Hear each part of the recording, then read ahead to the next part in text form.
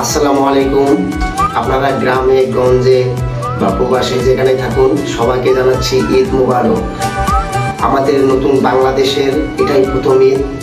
আমরা তাই এই ঈদটাকে উদযাপন করব আনন্দময় এবং ভুলে যাব শত্রুতা, ভুলে যাব বিভেদ, ভুলে যাব অহংকার, সব কিছু ভুলে যেয়ে আমরা এই ঈদকে করবো আনন্দময়। সবাইকে জানাচ্ছি ঈদ মুবারক।